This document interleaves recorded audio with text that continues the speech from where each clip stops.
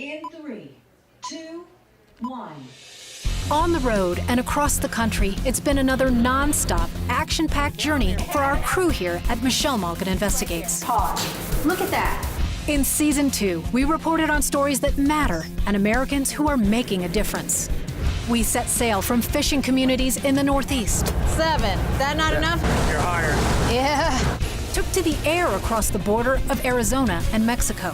Our challenges are huge here.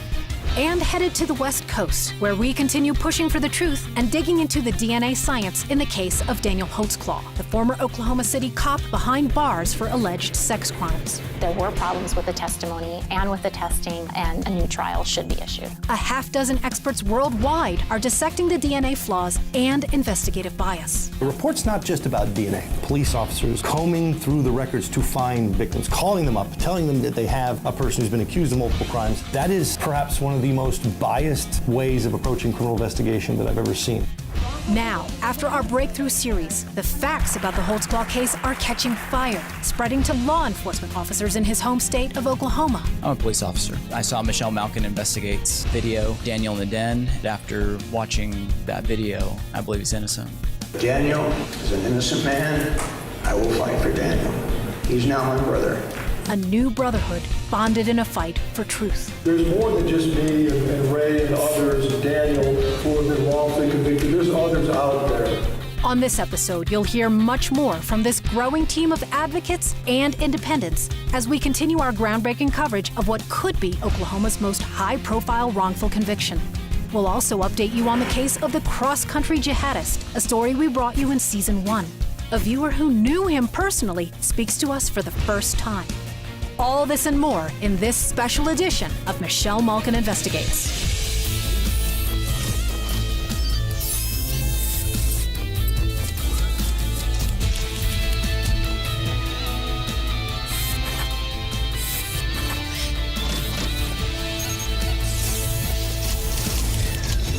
Michelle Malkin Investigates. Now, here's Michelle Malkin.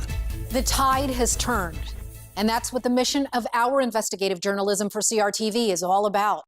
Since the launch of MMI in December 2016, with our signature series, Daniel in the Den, forensic experts and criminal justice heavyweights have stepped forward to expose just how badly they think the system railroaded Daniel Holtzclaw.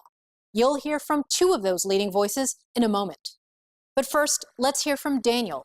He called in to our railroaded screening in his hometown of Enid, Oklahoma, to thank supporters, especially fellow cops and exonerees Ray Spencer and Brian Franklin.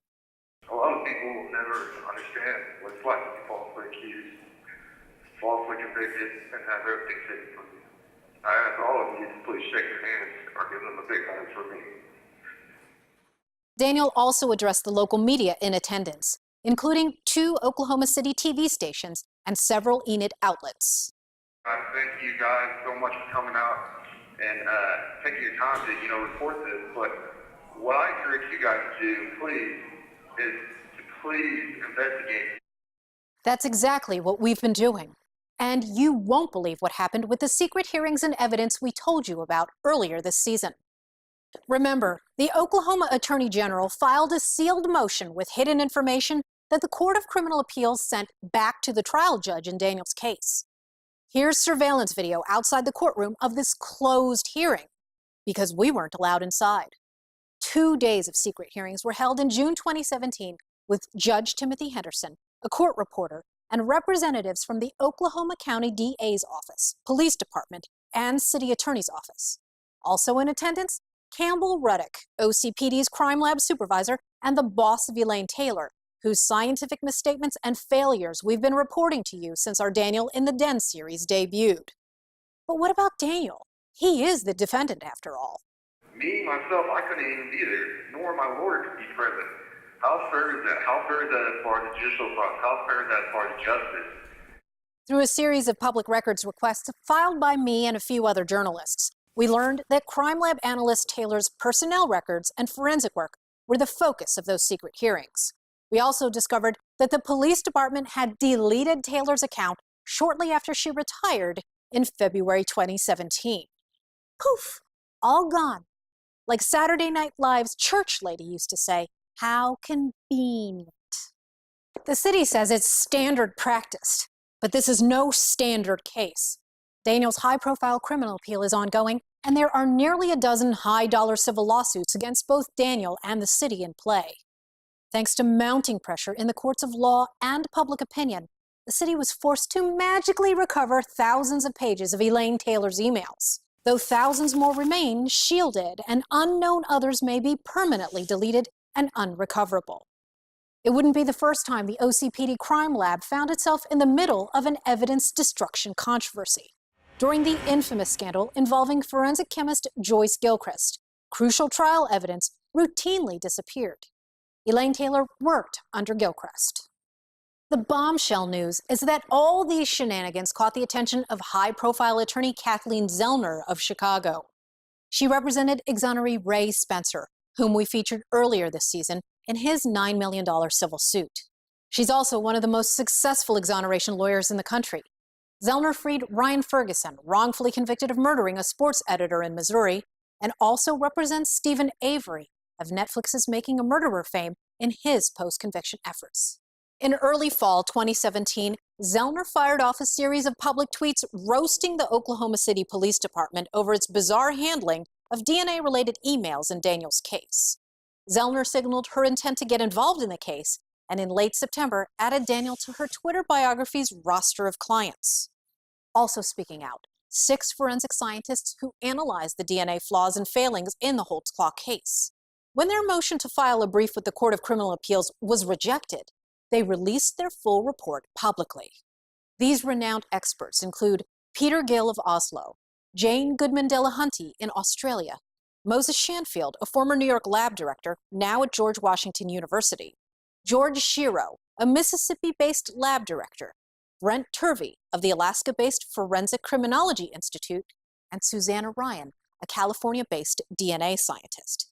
At the heart of the report is the prosecution's so-called smoking gun, DNA on the fly of Daniel's uniform pants that matched the DNA profile of a 17-year-old accuser. Daniel stopped her on June 17, 2014. That DNA was just one contributor to the minuscule mixtures of DNA from at least 3 different contributors, including at least one unknown male. That's important because when Daniel pat-searched the 17-year-old female, he also pat-searched another male and female who were with her. Early the next day, he also pulled over linchpin accuser Janie Liggins during an end-of-shift traffic stop. Liggins was the first to accuse Daniel, in her case, oral sodomy. She went public and the case snowballed. But Liggins' rape kit exam was negative, and the crime lab failed to perform basic serology tests to gather evidence. Like, did any of the DNA on Daniel's pants derive from saliva that you might expect after an oral assault? We traveled to Southern California to get answers. There we met with Holtzclaw Forensic Report co-author Susanna Ryan, who broke it all down for us. She showed us step by step some of the crucial errors she believes that OCPD crime lab analyst Elaine Taylor made based on testimony and lab reports.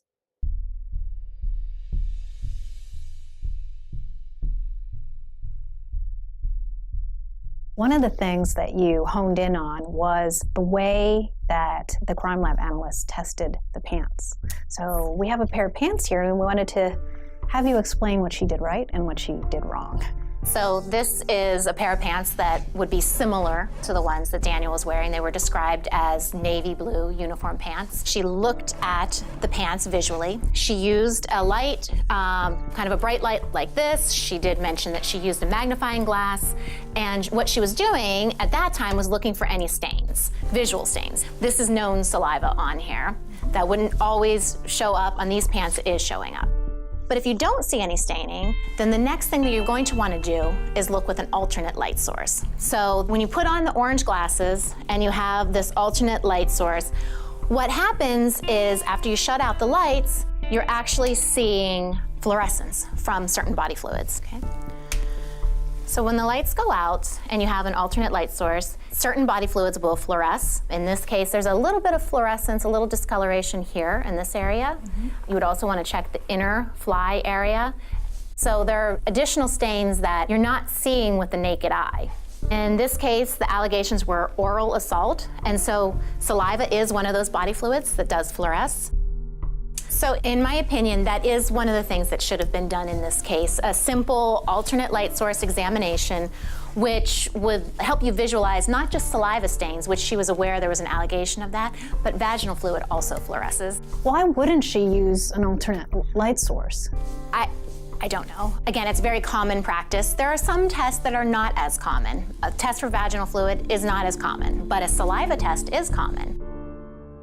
So if the crime lab analyst had used an alternate light source and it had lit up to show saliva, what would the next step be? Many different fluids will fluoresce. So now you want to try to narrow that field. What is the fluid? In this case, again, the initial allegations were oral intercourse. So a logical step would be a saliva test. What it does is it actually gives you a blue coloration if saliva is present. So this is a neat saliva stain. It's very dark blue. On the other hand, if you had a negative, and holding it up here, you've got the blue in the bottom, but it hasn't reacted with anything, so that's why it's clear. Gotcha. However, this test also is pretty sensitive. This is a 1 to 100 saliva stain, and you can still see that kind of faint blue coloration. It's a quick test that can be done. It doesn't waste any sample because the cells are actually retained here in this. There's also other tests that could be done. Later, there were allegations of vaginal intercourse. There are not many labs that do presumptive testing for vaginal cells, but it is possible. And actually, one of the ways we can look at the cells is with a microscope. It does give you an indication or an idea of whether vaginal epithelial cells are present. And this is important because Galen Giger, the assistant district attorney, in his closing statement, asserted flat out that the DNA found on Daniel's fly of his pants came from the vaginal walls of the 17-year-old accuser, and that it came unequivocally from quote-unquote vaginal fluid. But what did the crime lab analyst do to confirm that? Nothing. There was no serology testing. There was no testing for saliva. There was no testing for vaginal fluid. So that's scientifically incorrect. It's unsound. You can't make a statement that you have identified a fluid if you have not done any testing for that particular fluid. So what would you have done? In my laboratory, I do perform testing for vaginal fluid or vaginal epithelial cells. It's not a confirmatory test, but what you can see on the screen actually is one of the stains that I use called Dane stain. You're seeing where there's kind of an orangish color, that's the vaginal cells, whereas buccal cells, cells from your mouth, would be kind of more of a bluish color. So they are not going to look the same on the screen. Now, another test that I do that's a little bit more common is something called the Lugol's test. It's an iodine test where on this particular sample, we can add just a couple of drops, so it's a very quick test. And the vaginal cells, if present, will stain kind of a chocolate brown color, whereas buccal cells will not have that same coloration. So it actually starts reacting right away. So this is my vaginal cells and the buccal cells. So when I look at that under the microscope, what I'm seeing on the screen is a chocolate brown coloration. And so that color is an indication that you're actually dealing probably most likely with vaginal epithelial cells. It's very distinctive looking. Right, and the buccal cells, on the other hand, are just sort of a yellowish color. They don't have that same dark coloration. And so it's, again, not a confirmation, but it does give you an idea. And the same way, a lack of those vaginal epithelial cells would give you an indication that it doesn't appear to be vaginal fluid on the sample. This is a way to help distinguish between cells from the mouth and cells from the vagina. They are very different. They're very distinct. Right, visually very distinct.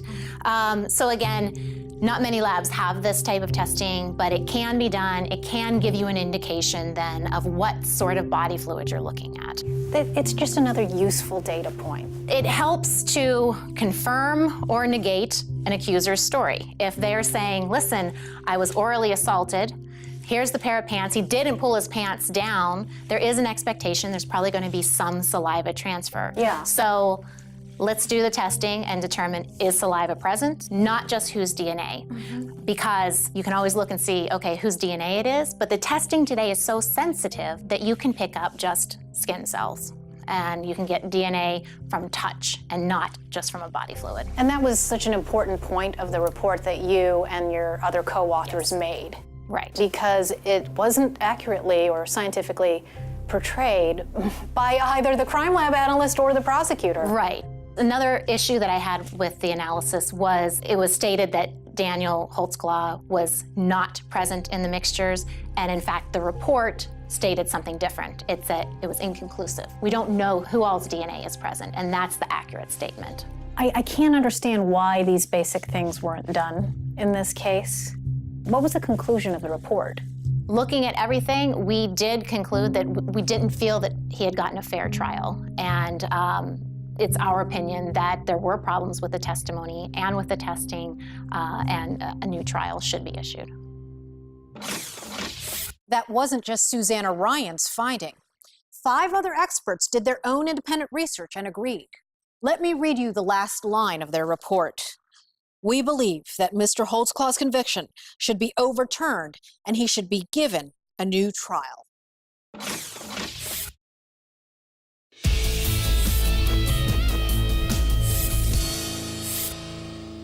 Police interviewed Daniel Holtzclaw in person the same day a middle-aged woman accused him of sexual assault. It was during that single 2-hour interview that the detectives diagnosed Daniel as a monster. The words they used to describe him to me were narcissist, psychopath, and evil. But a lot more happened. Let's start by watching a crucial section of the initial interrogation video where the detectives don't take Daniel's underwear. Strange considering he's accused of a sex crime. But they do take his pants and belt. Together, mind you, not separate. That's the first problem. Now, let's back up a little to see what the detective does. Wait, pause it right there. Look at that. See anything wrong? Well, yeah, it doesn't take a trained eye to see a big problem. Detective Rocky Gregory puts his bare hand in the evidence bag. So just how bad of an error is this? Don't take my word for it. We were lucky enough to catch renowned forensic scientist and criminal profiler Dr. Brent Turvey as he was between trials. He took a look at this video and analyzed the problems and showed us what should have happened. Obviously, the first problem we have is that he's using his naked bare hand. If you're collecting evidence from a suspect or from a witness or from anyone involved in a crime, and you're going to move that evidence directly into an evidence bag, you need to wear latex gloves or mylar gloves to prevent your DNA from transferring onto the object. So what he's done is he's contaminated the inside of the bag with his hand, and he's contaminated both items of evidence with his DNA, his detective's DNA, before putting them into the bag. That's how touch DNA works. It's very sensitive, and we could pick that up. The second thing is you must have only 1 bag per item of evidence. Now, to properly collect a pair of pants, you do not wad them up and throw them into a bag. That is completely improper, because what you're looking for is stains, other transfers, and patterns. Let's say maybe you're looking for a hair, maybe you're looking for blood, maybe you're looking for semen. We don't know yet because we're right now at the collection phase. So when you collect a pair of evidence like this, what you're supposed to do, wearing proper gloves, is you would lay it down on a piece of paper, a piece of white butcher paper. And you would roll the pair of pants up inside that paper like so. The paper would be creating a layer at each roll. So what you'd have is an item of clothing wrapped up inside what looks like a white roll. And then you would take that item, fold it, and put it into the bag. And then immediately you would have evidence tape, and you would fold the bag down like this. You would seal it with evidence tape, sign your name and assign an evidence item number right across it, put the date, the location where it was collected, all that information to keep and maintain a chain of custody. Because now you've secured it in such a fashion that you can test it at a later date and presume that you've not contaminated it. And not only have you prevented immediate contamination, you prevented future contamination from the object, things shaking off of it, patterns transferring around, hairs transferring around. Because when you open this bag at a later date, you're going to not only take out what's in the bag, you're going to look inside the bag and see if anything fell off during transfer. And here's the most important thing. If you're doing a real investigation, you don't know what's important until later on. So you want to make sure to protect the integrity of every piece of evidence you collect.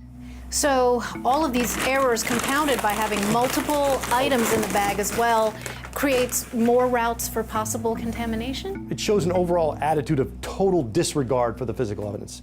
This guy doesn't care about the DNA. He doesn't care about the physical evidence. He's just doing what he thinks he has to do. He's doing this almost theatrical, like he's trying to use this as a mechanism by which he's going to get an inculpatory statement for Daniel to say, yeah, I'm going to take this, I'm going to send it to the lab. No, in reality, if you're really doing it properly, you go through a whole procedure and you have somebody do it who knows what they're doing.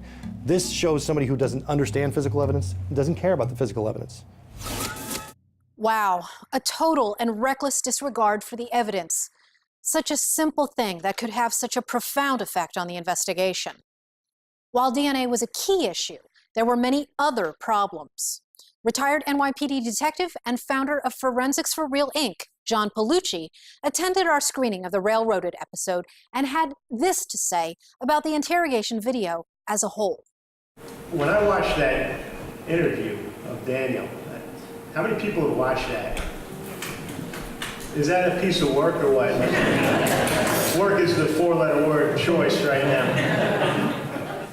Because Dr. Turvey is also a criminal profiler, we wanted to ask him about the key players in the investigation, the detectives, attorneys, and accusers. We started by showing him a clip of our interview with the lead detectives on the case.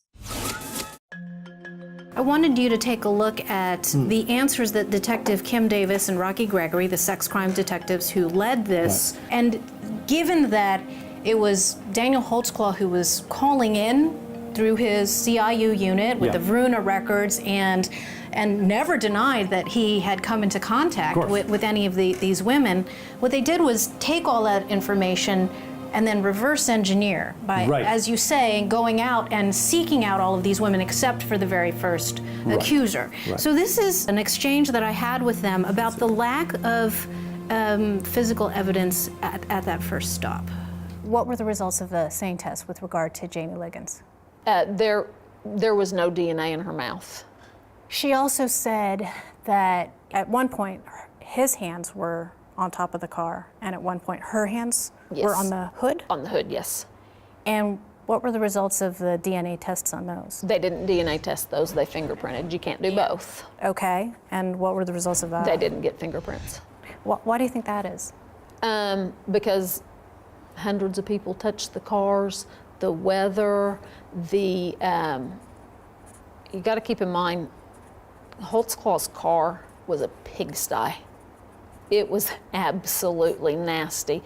And a lot of times, like when we go into a house for a burglary and it's just nasty, you never get results from that, just from the filth. Wow. And his car was pretty filthy.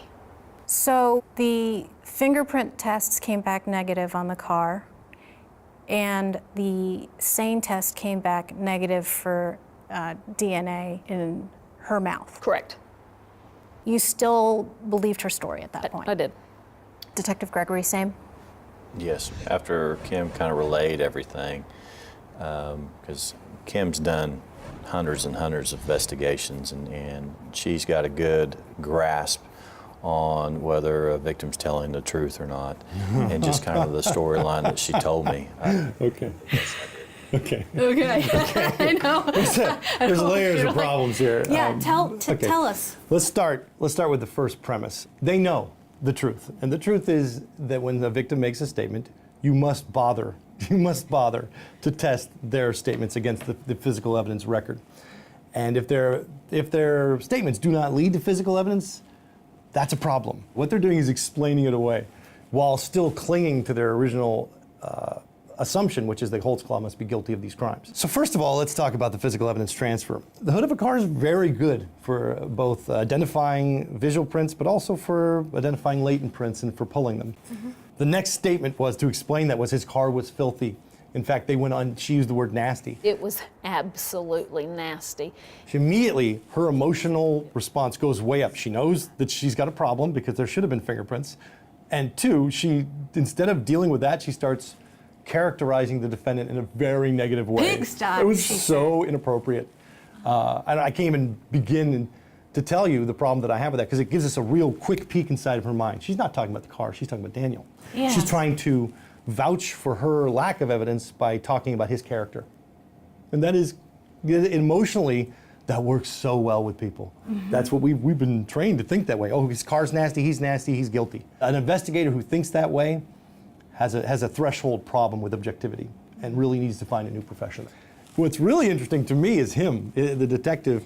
He immediately is not willing to take any responsibility for anything that's happened. He's like, she said it was, and she's smarter than me, and she's been doing this longer. Yeah. Her whole thing is, well, I've worked hundreds of cases.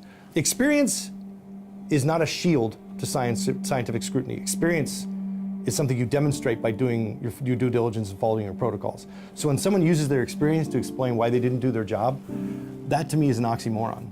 I would want to go and look at every single case she's worked at to see whether or not she did this based on a feeling. She's acting as an advocate? She's acting as an advocate for the victim instead of an advocate for the truth, to find the truth. That's the job, to uphold the Constitution, which applies to everybody in the case, not just one person that she likes or dislikes or finds nasty.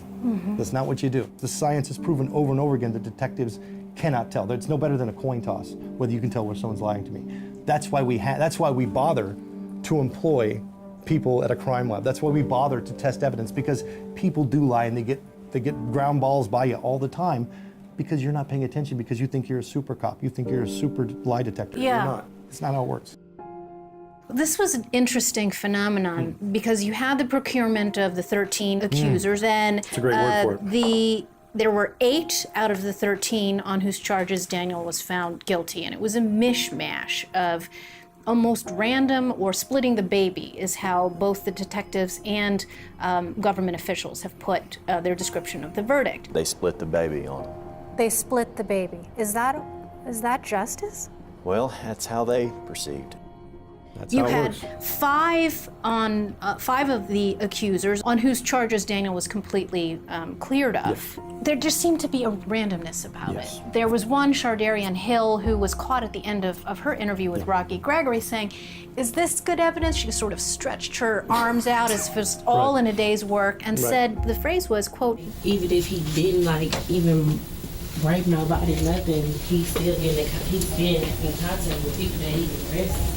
Because he had contacted these women, somehow he deserved to face some sort of legal consequences for that. And that's advocacy one way or the other. You essentially assume the premise in order to prove the argument. And that's, again, a logical flaw. It's what happens when you have detectives who are not properly educated. You have people who are functionally, logically illiterate, who are advocates running cases instead of people who have proper education and proper scientific and investigative protocol.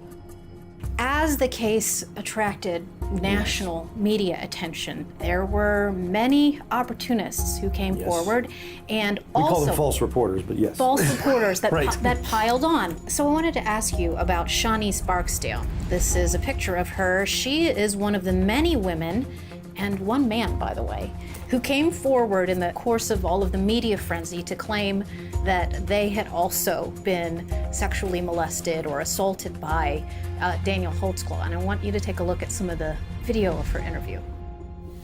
We don't want this guy out here hurting our own citizens. There's others out there that's real.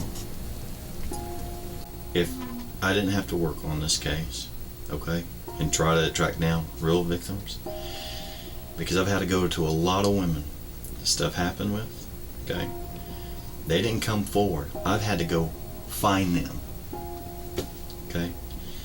If I didn't have that real thing to do right now, I probably would arrest you.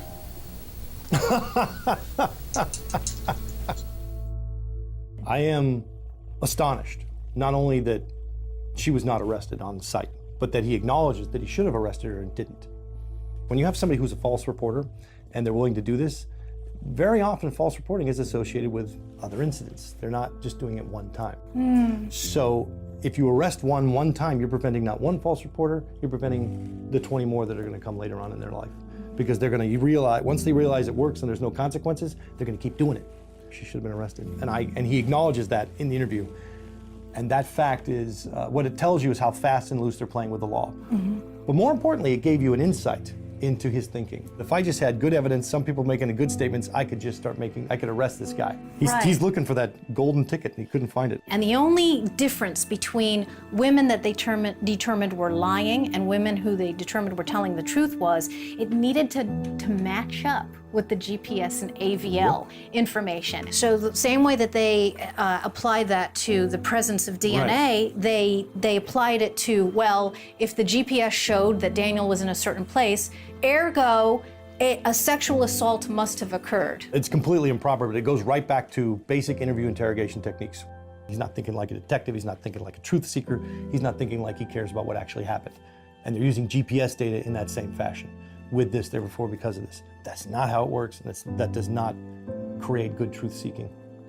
It's terrifying. No, but it's common. It's the way that law enforcement investigates cases. They trace statements instead of evidence. They don't follow the evidence. They don't let the evidence tell them what happened. They decide what happened, and then they try to cherry pick the evidence to fit their narrative.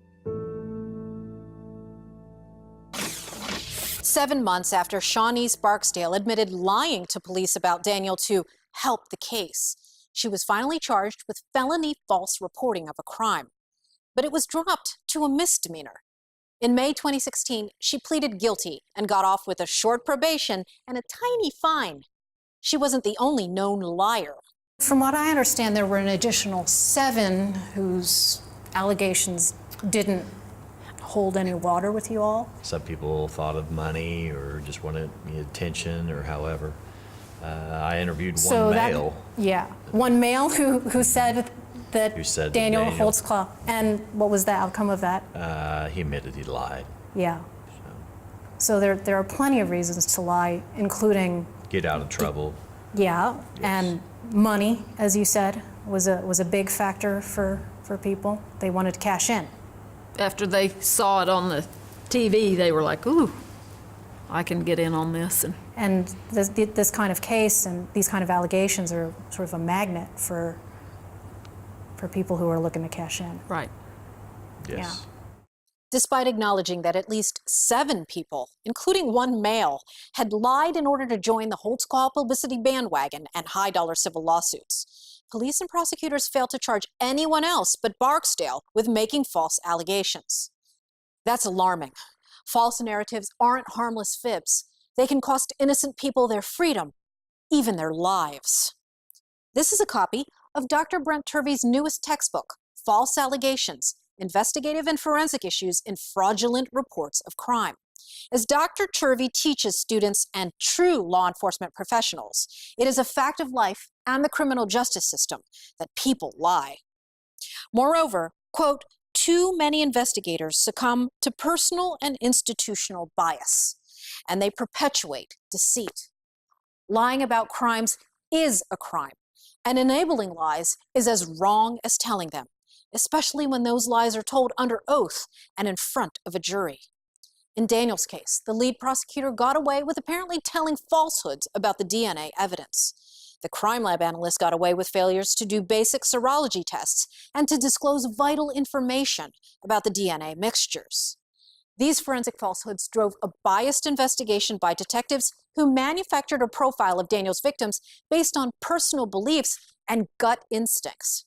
They concluded Daniel was guilty before they had gathered all the facts. They sought out accusers, casting a wide dragnet involving more than 40 women, proactively informed many that they were seeking out sexual assault victims to get a bad guy off the streets.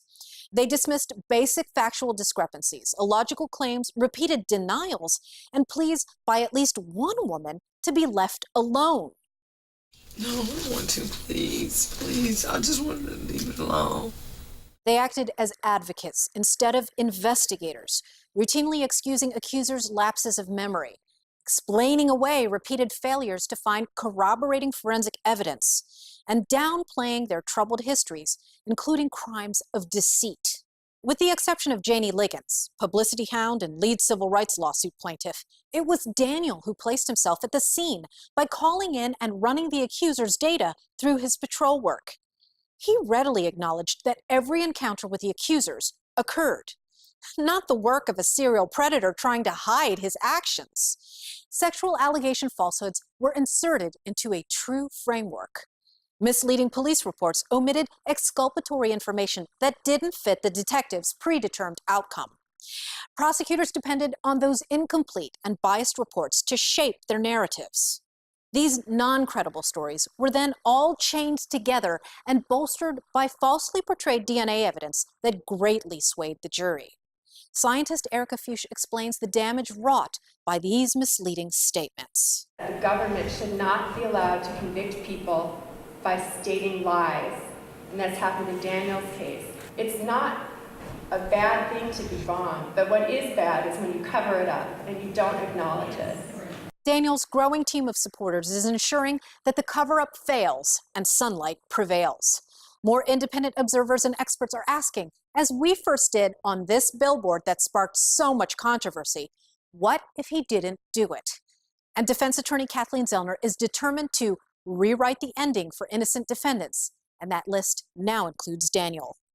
Another expert now speaking publicly is Ken Tisdale, a former law enforcement officer whose company LCG handles high-tech and complex investigative matters. He is one of many donating valuable time to clear Daniel's name. He had strong words for those involved in what he believes to be a botched, biased investigation. We're coming after Oklahoma City, and we're coming after Kim Davis and Rocky Gregory. The work that they did was horrible at best. We will continue to go after you, and it will be very embarrassing for Oklahoma City and all these other parties for the travesty that they've inflicted upon Daniel and his family. We'll continue to uncover the buried facts and truths as Daniel's defenders inside and outside the courtroom fight for his freedom.